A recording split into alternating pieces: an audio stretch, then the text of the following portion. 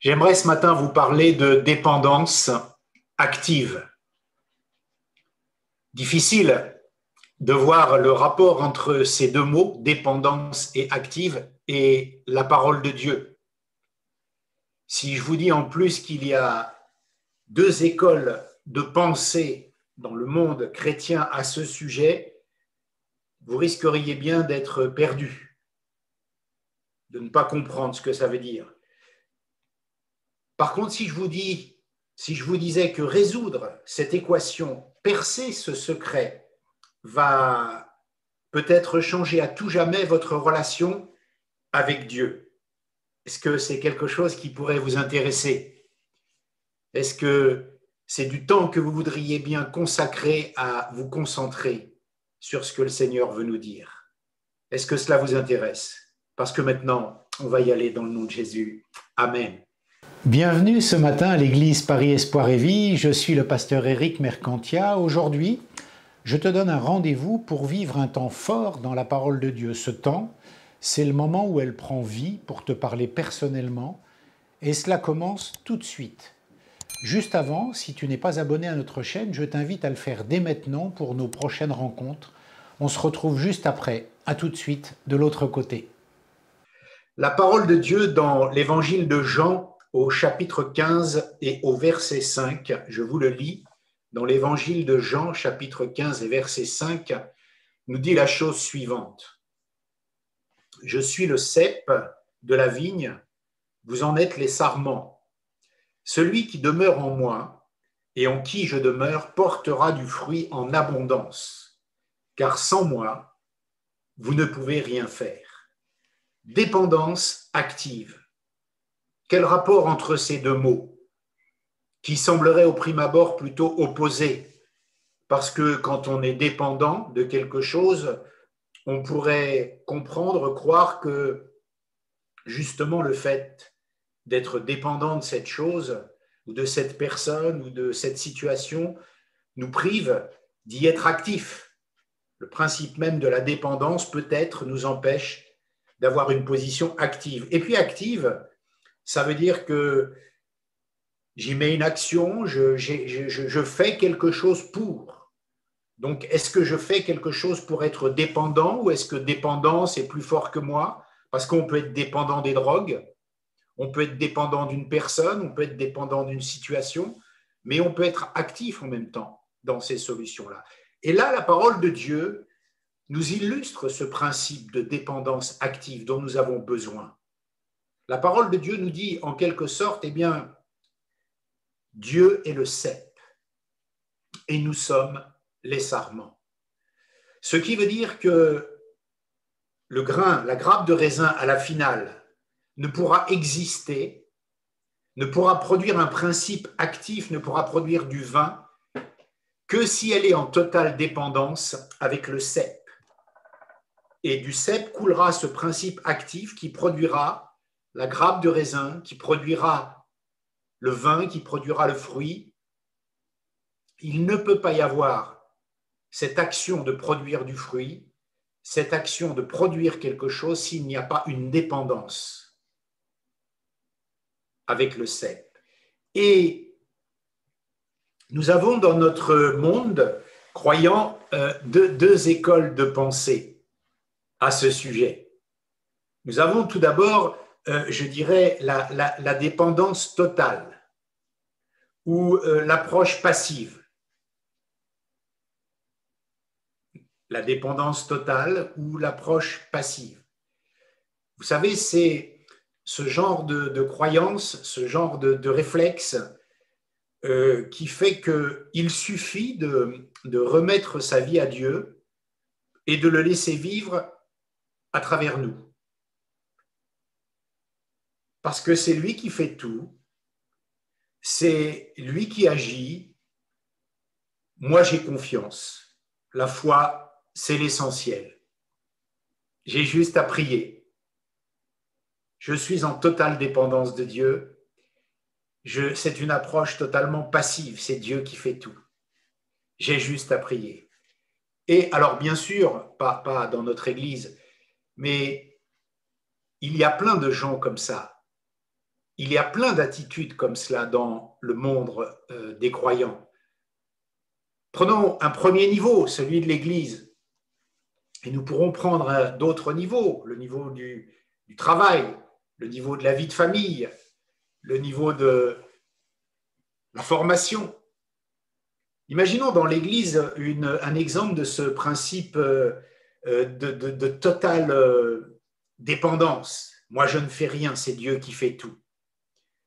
Pasteur, on doit acheter un local, n'est-ce pas? Imaginez une église qui soit en train d'acheter un local. Et la personne vient voir le pasteur et lui dit, pasteur, il faut qu'on achète un local. Hein. Bon, moi, je ne peux pas vous aider, je ne mets pas les offrandes, je ne fais rien, mais Dieu pourvoira. Parce que c'est lui qui fait tout. C'est lui qui bâtit son église. On a ça, hein, ça existe. Hein. Ou alors on a quelqu'un qui connaît une situation, qui voit, qui est témoin, qui est au courant, qui sait une situation grave de péché qu'il peut y avoir dans la vie de quelqu'un, d'un frère, d'une sœur, d'une faute morale. On ne sait pas, tout est possible et je vous laisse la liberté d'imaginer. Et là, on a ce qu'on appelle les trois petits singes. C'est-à-dire, je ne vois rien, je n'entends rien, je ne dis rien. Parce que Dieu sait tout, c'est lui qui verra ça avec cette personne. Moi, je prie, j'ai confiance, Dieu changera cette personne. J'oublie tous les versets de la Bible qui me disent d'aller parler à cette personne, bien sûr, parce que je suis dans la totale dépendance de Dieu. C'est Dieu qui fait tout. C'est Dieu qui... J'ai juste à prier, moi. Je ne vois pas, j'entends pas, je ne dis pas. Ça, c'est la règle des voyous, hein. Ce n'est pas la règle des croyants. Mais cette école existe et on n'y peut rien. C'est une réalité. Et imaginons encore, faisons un effort d'imagination, quelqu'un qui dirait « Mais cette église, pasteur, elle ne grandit pas. Elle ne grandit jamais. Bon, moi, c'est sûr, je ne viens pas. Mais normalement, c'est Dieu qui fait tout. C'est Dieu qui bâtit. C'est bien Dieu qui bâtit son église. Je n'ai même pas besoin d'être là. L'église, c'est Dieu c'est Christ qui construit. Dépendance totale de Dieu. Dépendance totale de l'action de Dieu. C'est Dieu qui fait tout. C'est une école de pensée. Et en grossissant un peu le trait, en exagérant un peu encore la situation, je dirais que c'est presque... Alors, c'est une expression savante, mais on va l'expliquer. C'est presque pavlovien. Ce monsieur Pavlov, c'est un chercheur russe, je crois, il a réussi à mettre en évidence que les chiens agissaient par réflexe quand on leur présentait de la nourriture, eh bien ils salivaient, quelle que soit la situation, c'est un réflexe. Et je dirais pourquoi je qualifie ça, cette première école de dépendance totale envers Dieu, de presque réflexe pavlovien, parce que ce n'est pas forcément de notre faute. C'est une construction avec le stimuli suivant, le stimuli que Dieu fait tout. Et nous sommes construits comme ça. Et il y en a plein des stimuli évangéliques qui nous construisent et qui font qu'on a des réflexes quasi pavloviens au niveau de l'évangile. Ça marche pour la prospérité, ça marche pour plein de trucs, mais là, dans ce cas, dans cette école, dans ce premier cas de figure dont je veux vous parler, c'est ce réflexe au stimuli que Dieu fait tout. Donc, j'ai rien à faire. D'abord parce que j'en suis incapable, et parce que moi je prie, et j'ai la foi, et c'est Dieu qui fait tout. Totale passivité, totale inaction. Je vois rien, j'entends rien, je dis rien, Dieu sait. Il agira en son temps, il sait, par la grâce. Vous voyez, mais par la grâce, c'est bien, mais par la grâce abusive. C'est-à-dire que chaque chose qu'on dit, c'est tout par la grâce. J'existe même plus, c'est tout par la grâce. Si tu vois ton frère qui par la grâce, si tu vois quelqu'un qui est dans la souffrance, tu ne l'aides pas par la grâce. Totale dépendance. Et nous avons plein de stimuli comme ça. Et je vous invite aujourd'hui, je nous invite à réfléchir à tous ces stimuli évangéliques qui nous font réagir de façon quasi réflexive, quasi réflexe, je dirais, dans certaines situations. Parce que nous sommes construits avec des discours, avec des habitudes, avec des conversations, avec des réflexes. Si je fréquente plutôt telle église, j'aurai tel biais. Si je fréquente plutôt telle église, j'aurai plutôt tel biais. Mais si je fréquente la Bible, peut-être ça va s'arranger. Si je fréquente la prière, peut-être ça va s'arranger. Et je vous invite à réfléchir à divers stimuli évangéliques, divers réflexes que nous pourrions avoir et qui ne sont pas toujours forcément en conformité avec la parole de Dieu. Et si vous le voulez bien, on va prendre une deuxième école. C'est l'école de l'autonomie totale, l'indépendance totale, ou alors ce que j'ai appelé l'approche hyperactive. Souvenez-vous, première partie, dépendance totale, inactive, et là c'est hyperactif. C'est l'autonomie totale en plus. En gros, même si nous savons que Dieu fait tout, que nous sommes dépendants de Dieu, que Dieu est créateur, même si nous savons ça, eh bien, nous vivons de façon totalement indépendante par rapport à ça. Je m'explique. Comment ça se matérialiserait dans nos vies, par exemple? De vivre, on sait que Dieu fait tout, Dieu est sauveur, mais je suis en totale indépendance avec ça. Eh bien, ce sera une école, une deuxième école, des gens qui vont tout faire à la place de Dieu. Ils sont hyperactifs, totalement hyperactifs. On avait la première école où je ne fais rien, c'est Dieu qui fait tout. Là, c'est moi qui fais tout. Je suis dans tous les domaines. Je suis à tous les niveaux. Je suis omniprésent dans toutes les situations. Je ne laisse pas à Dieu le temps d'agir. C'est moi qui fais tout. Et si je ne suis pas au contrôle de ça, ça n'arrivera pas. Vous en connaissez des gens comme ça? Peut-être nous-mêmes, on est comme ça. Si ce n'est pas nous qui contrôlons la situation, ça ne marchera pas. Donc, il vaut mieux que je m'en occupe. C'est comme ça que ça marchera bien. Dieu, je sais, il m'a créé et tout, mais c'est moi qui dois faire les choses. Ça, c'est les hyperactifs. Et puis, il y a, je dirais, ceux qui ne prennent pas le temps d'écouter Dieu et qui parlent tout le temps, les hypervolubiles. Alors là, c'est une autre catégorie, hypervolubile. Ils ont tout le temps quelque chose à dire sur une situation, tout le temps une réponse à quelque chose. On n'entend pas la parole de Dieu parce qu'ils parlent tout le temps. Vous savez, c'est peut-être ce genre de personnes qui, quand ils veulent témoigner de leur foi, mais ils n'écoutent même pas les problèmes des gens à qui ils parlent. Ils parlent. Ils sont hyper volubiles et s'ils n'ont pas fini leur discours, le gars ne va pas se convertir, ça ne marchera pas. Il faut que je parle. Vous en connaissez aussi des gens comme ça, qui sont fatigants à entendre quand ils parlent de Dieu. Peut-être on est comme ça, parce qu'on est de cette école. Et la tentation est grande de ne compter sur nous que sur nous. Ça aussi, c'est un autre réflexe qu'on a, dont on n'est pas forcément conscient, parce qu'on est réactif à ce stimuli d'insécurité. Si je ne maîtrise pas la situation, si je ne fais pas la chose, elle ne va pas se faire. C'est une autre forme de réflexe. Et ici, nous ne sommes que des sarments. Il n'y a pas de cèpe. Nous ne sommes que des sarments. On n'est pas branché, on n'est pas dépendant. On l'est parce qu'on le sait, mais c'est juste une connaissance que nous avons de la situation.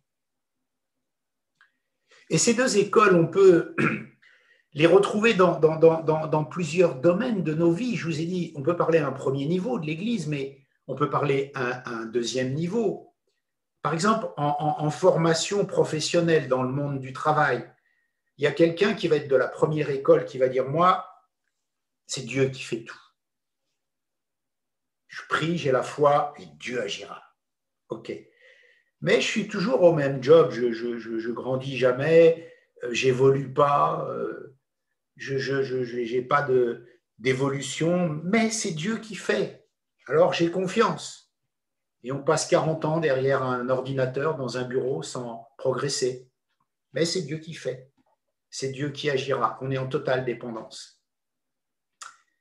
Et il ne se passe rien. Peut-être que utile était bon de commencer à réfléchir que si tu te formais un peu, si tu devenais un peu actif dans ta situation de dépendance, peut-être que, eh bien, tu pourrais participer à ton évolution. Peut-être que Christ va bâtir son Église, oui, mais peut-être que tu vas être un outil à un moment. Peut-être que tu ne peux pas être que en totale dépendance, et si tu veux que ta carrière professionnelle évolue un petit peu, peut-être qu'il te faut un petit peu te former aussi. Et puis, il y a cette application-là, on peut la faire dans la deuxième école, c'est-à-dire l'hyperactif. Là, c'est le même personnage qui est derrière son bureau, et lui, il fait toutes les formations du monde.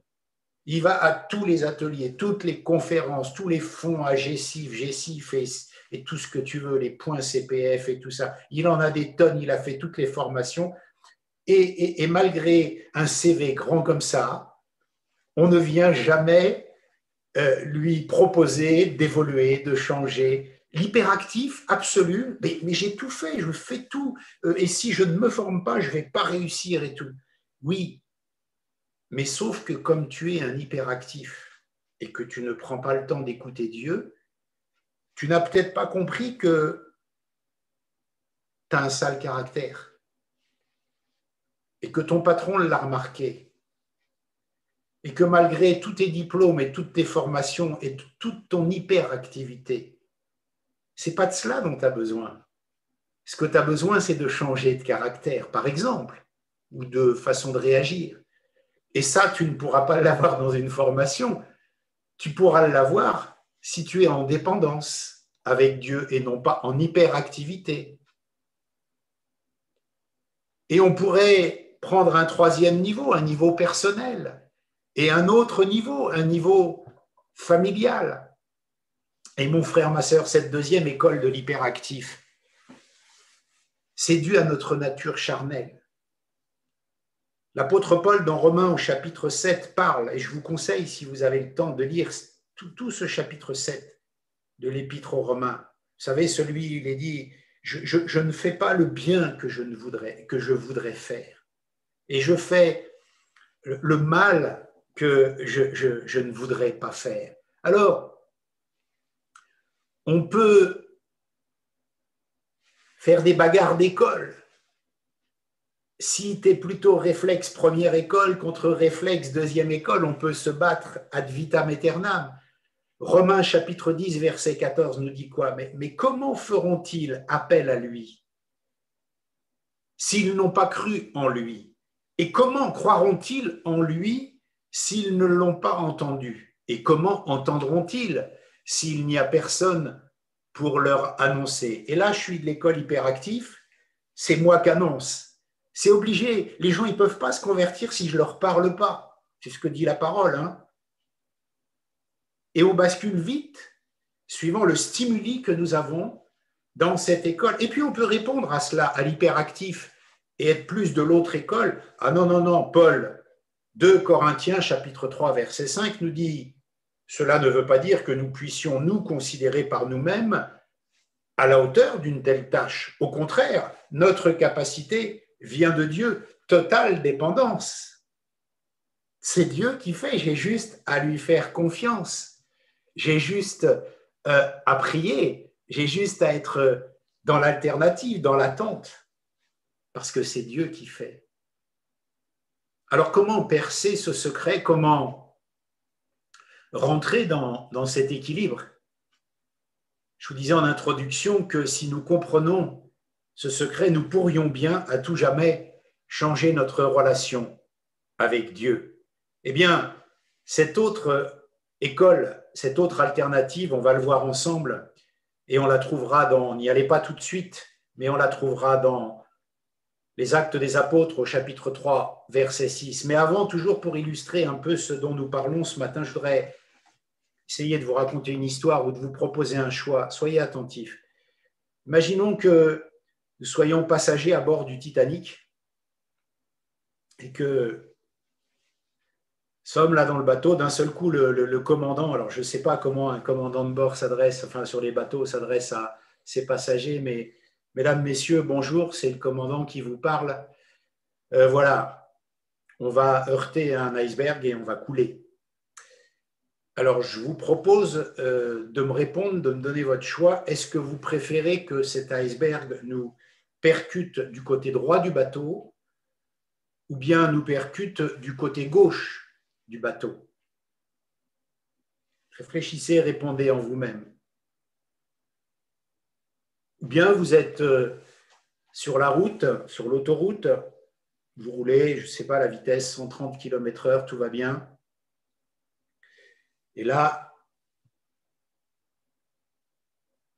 quelqu'un, imaginons, te dise, bon, ben voilà, tu vas avoir un accident, tu vas perdre une roue. Ça va être terrible, c'est la fin. Qu'est-ce que tu préfères, perdre la roue droite de ta voiture ou perdre la roue gauche? Franchement, on s'en fiche, vous êtes d'accord? Si c'est prévu, si on va avoir l'accident, si le bateau va couler ou si l'avion vole, qui perd l'aile droite ou l'aile gauche, ce n'est pas très important. Mais quand on est de la première école ou quand on est de la deuxième école, on est en train de faire ce genre de choix. Ou tu veux courir sur quelle jambe, la droite ou la gauche? C'est mieux avec les deux.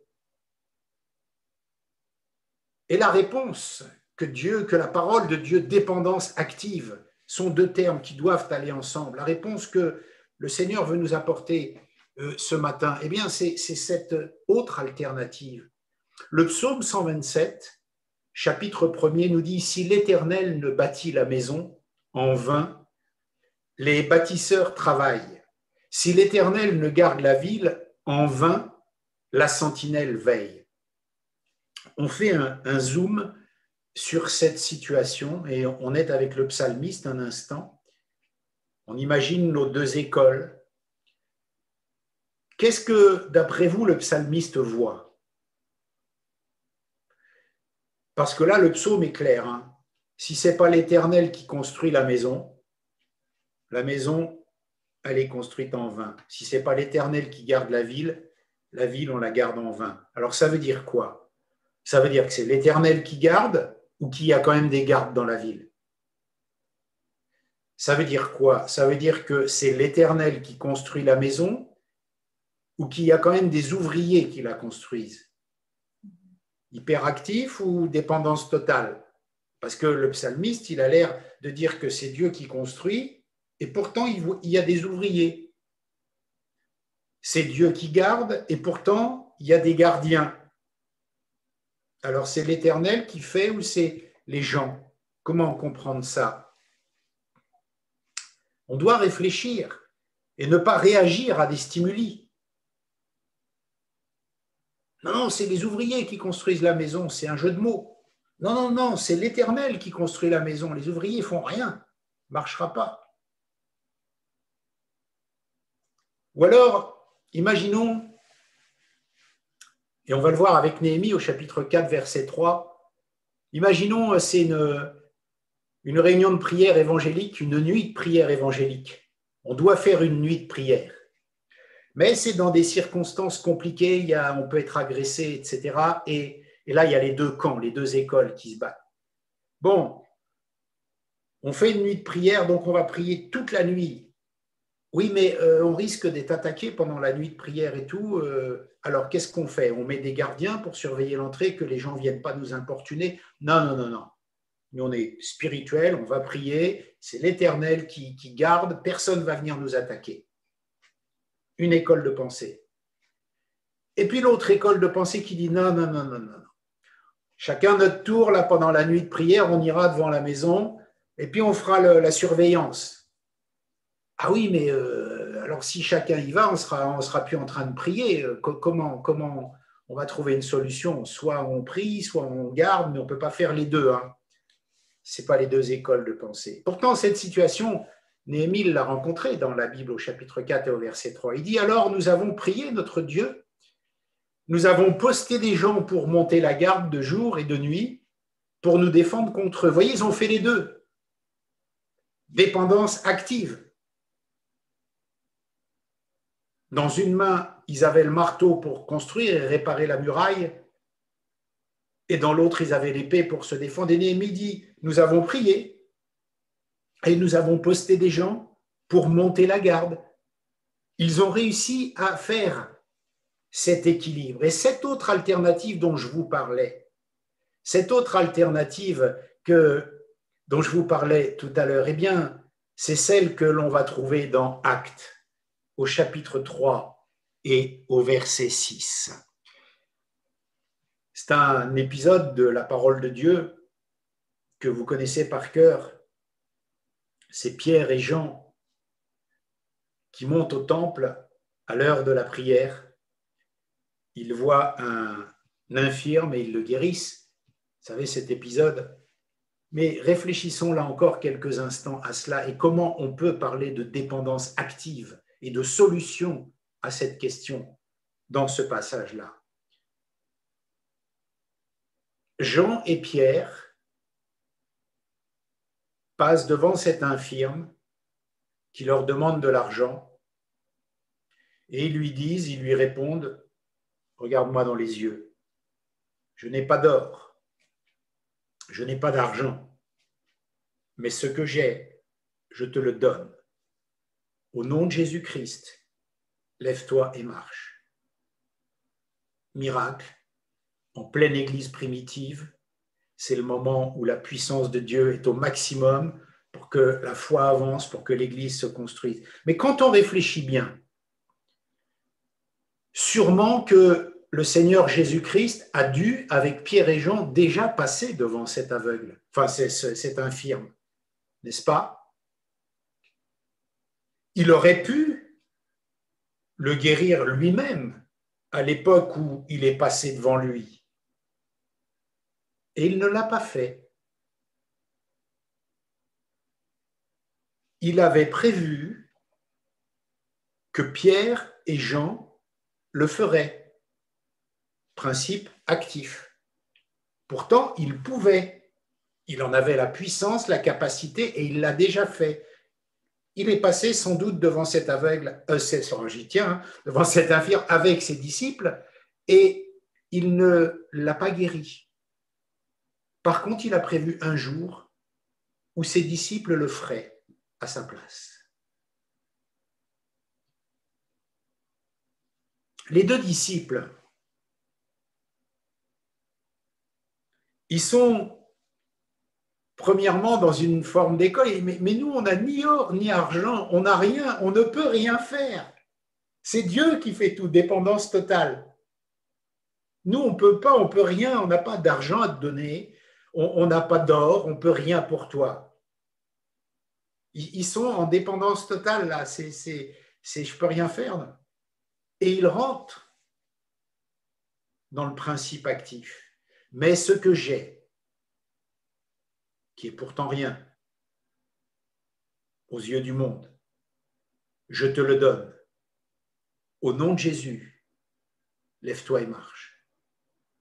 Autrement dit, ils sont en dépendance de la puissance de Dieu, mais ils ne reculent pas devant la part qu'ils ont à accomplir dans cette action-là.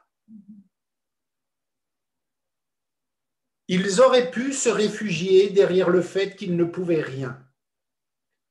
Jésus aurait pu guérir avant ce jour-là cette personne-là. Il ne l'a pas fait. Il l'a laissé faire à ses disciples, qui pourtant n'avaient rien, et dont le premier réflexe est de dire « Nous n'avons ni or ni argent, nous sommes en dépendance totale, nous n'avons rien, mais nous avons quelque chose et là nous devenons actifs.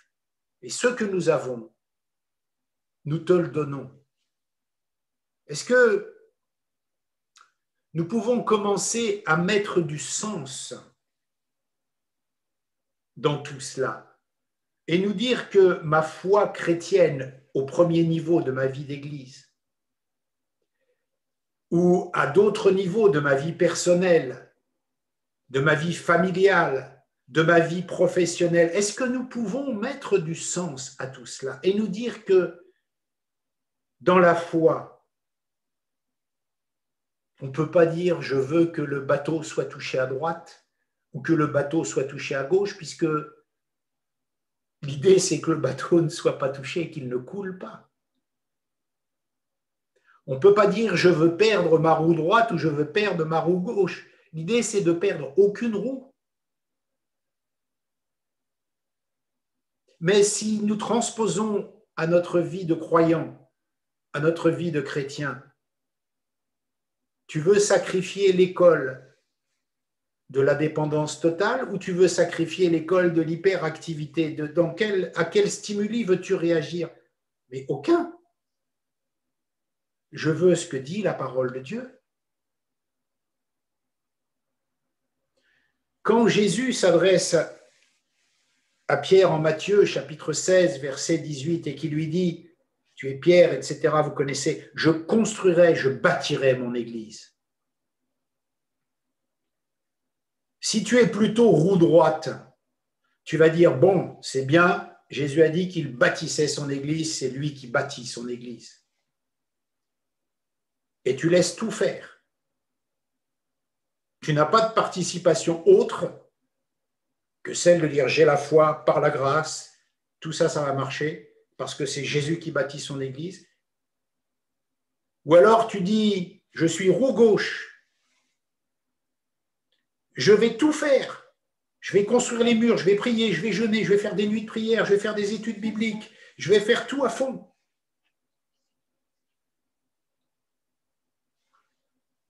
Mais je ne vais pas prendre le temps d'écouter le Seigneur un peu pour qu'il me donne les plans de construction.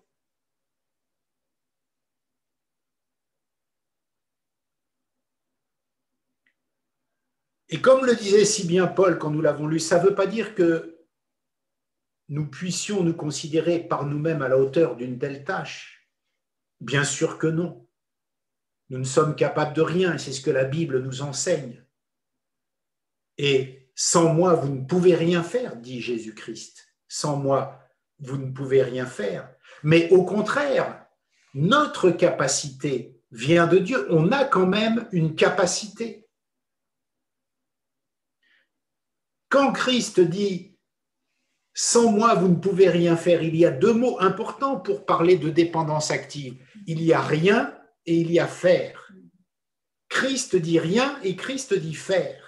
Donc, il y a bien quelque chose à comprendre. Il n'a pas dit tu enlèves le rien ou tu enlèves le faire. Il a dit rien et faire. C'est deux choses. C'est une roue droite et une roue gauche. C'est un avion qui a deux ailes. On ne propose pas à l'avion de perdre son aile droite ou son aile gauche, parce que de toute façon, il tombe s'il lui en manque une des deux. Et c'est comme cela que Christ dit « Je bâtirai mon église ». Vous ne pouvez rien sans moi faire. Donc, il faut quand même faire, pas rien. Et c'est comme ça qu'on va associer ces deux termes. Et nous pouvons le décliner dans toutes les sphères de notre vie chrétienne. Nous pouvons le décliner dans toutes les sphères de notre vie de foi. Est-ce pour autant que Jésus-Christ va tout faire? Est-ce pour autant que Dieu va tout faire à notre place? Oh, j'ai un sale caractère, mais il faut me prendre comme je suis. Non. Il faut que ce caractère change, mais je ne peux pas le changer. Alors il va falloir que je marche dans cet équilibre de je n'ai rien, mais ce que j'ai, je te le donne. Je n'ai ni or ni argent. Autrement dit, je ne peux pas t'aider. Je ne peux pas faire quelque chose pour toi. Je ne peux pas te donner ce que tu me demandes. Je n'ai pas d'or, je n'ai pas d'argent. Je ne peux pas répondre à ta demande. Mais ce que j'ai, je te le donne. Donc j'ai quand même quelque chose. Et c'est dans cette dépendance active que nous devons avancer dans la foi. Et je vous propose ce matin de prier, de réfléchir. Aujourd'hui, c'est à l'Église que nous parlons, donc en termes d'action vis-à-vis de l'Église, en termes de raisonnement vis-à-vis de l'Église. Mais tout au long de cette semaine, tu pourras le décliner dans ta vie personnelle. Est-ce que dans « Je bâtirai mon Église », dans la vie de l'Église, je suis roue droite, roue gauche, dépendant, indépendant? Comment je me situe? Et surtout, ce n'est pas de choisir l'un ou l'autre, mais c'est de se corriger pour ne plus être totalement l'un ou totalement l'autre, mais être dans l'équilibre de ce que la parole de Dieu nous demande d'être. Et c'est ce vers quoi, ce matin, j'aimerais que nous puissions prier, aller, dire Seigneur, voilà, c'est vrai qu'il y a un équilibre dans tout cela. Nous ne pouvons pas juste réagir à des stimuli. Ce n'est pas possible. Nous ne pouvons pas être d'un côté absolu ou de l'autre côté absolument. Ce n'est pas possible non plus. J'espère que ce message t'a fait du bien et t'a encouragé. S'il t'a inspiré, eh bien c'est simple. Tu vas juste en dessous, dans la description, où tu peux recevoir notre newsletters ainsi que t'inscrire à nos cultes et réunions de semaine. N'oublie pas non plus de t'abonner à la chaîne. Je te souhaite bon succès dans la suite de ton aventure. Comment continuer à vivre sa foi sans église locale quand cette pandémie nous en prive? À cause de cela, tu souffres peut-être de solitude parce que ton assemblée est fermée et qu'elle le restera et tu ne connais qu'un seul modèle de vie d'église. Et tu ne crois pas au digital, la technique te fait peur, tu penses que Dieu n'est pas dans le numérique ou que ce n'est absolument pas biblique. Tu te demandes bien comment faire pour continuer à vivre une vie communautaire comme avant ce virus. Depuis plus d'1 an, la pandémie nous a forcés à réinventer nos rassemblements et j'ai une excellente nouvelle pour toi parce que nous avons réussi. Après avoir passé plus d'1 année à nous rassembler en ligne, nous pouvons remarquer que la plupart de nos craintes se sont envolées et qu'il est possible de vivre notre vie de foi exactement de la même façon et avec les mêmes résultats. Malgré les circonstances, nous vivons la même effusion de l'esprit pendant nos jeûnes et prières en ligne. Nous prions et prophétisons exactement de la même façon. Nous pouvons même oindre d'huile les malades et pratiquer ce que la Bible nous enseigne sans difficulté. Alors, s'il était possible de poursuivre notre route sans passer par le présentiel qui peut de nouveau s'arrêter, l'apôtre Paul n'était d'ailleurs pas toujours présent au milieu des lecteurs de ses épîtres et pourtant, c'est justement ce que nous te proposons de partager dans nos lives auxquels nous t'invitons aujourd'hui. Il te suffit de cliquer sur le lien, sur le bouton juste en dessous. À très vite.